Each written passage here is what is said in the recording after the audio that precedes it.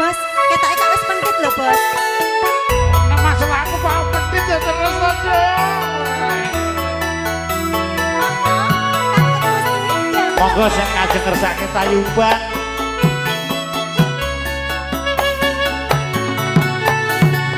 Bos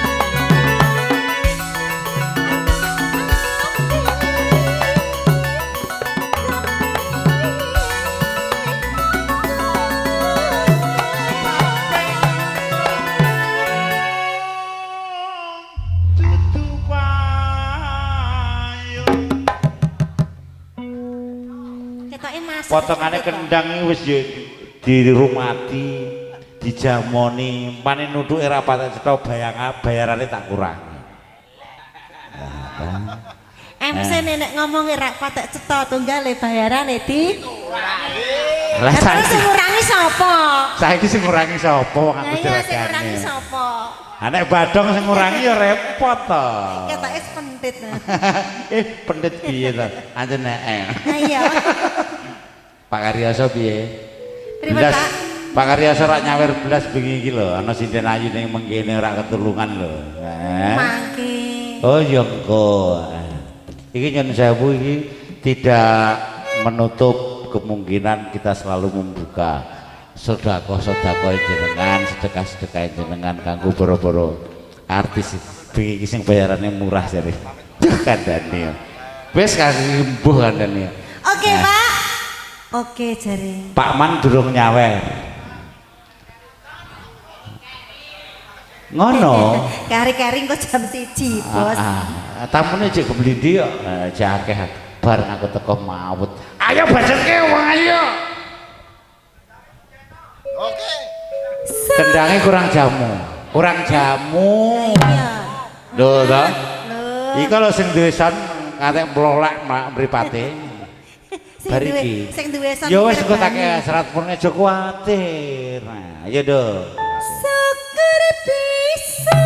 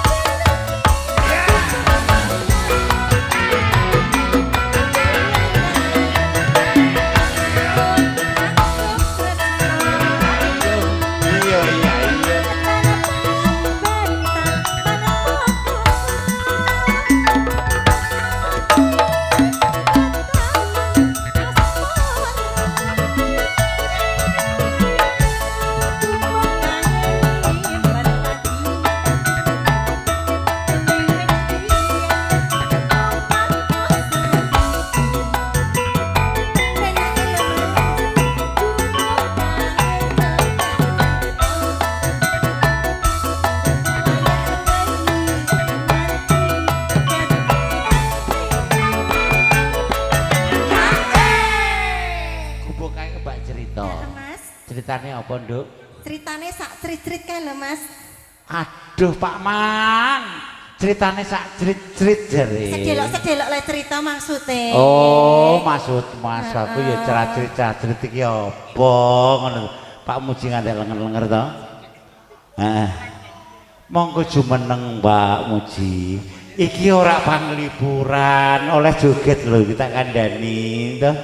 Monggo Pak jenengan jumeneng lha nggih terus mbeksa monggo ampun susah ampun susah dikit bunga wae nyengko yo ngadine lanang to Pak Man najan nangon wedhus ra masalah sing penting uripe sukses tambal ban yo laris amin aku rene gedange do mateng wis anggere muklek masak enakmu dhewe kono monggo ngono ya nggih muklek gedange sinten Mas gedange Pak Man ta poklek bojone geru-geru aduh kula gedangmu kok poklek nang piye to Mas masak ngono aku nang ra iso di gedang ayo do basa video sepira mau semene ya Allah cilik men iki anggere kok rumati iso gedhe tak kandhani aja menyang cilike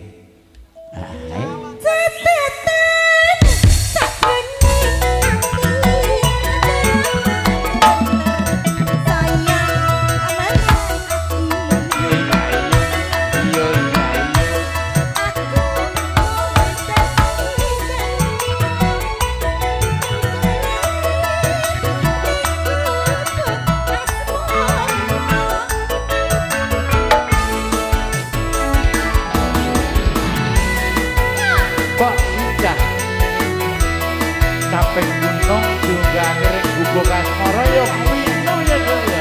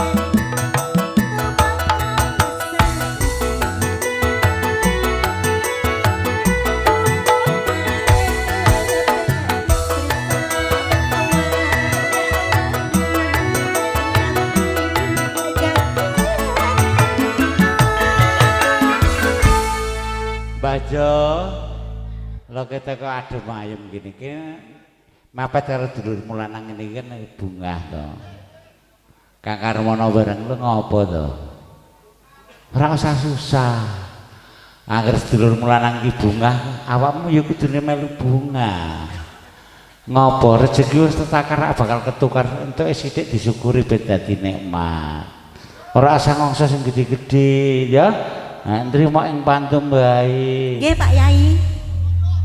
Kok aku anggap Mbah Yai ku piye rumangsamu? Oh Pak Yai sing kono. Oh nggih Pak Kaji. Nah, kaji ndulela. Gusti kaji gundul manuke galak to. Bacot ki Nduk ben tuntas, mosok bokot tok. Ta.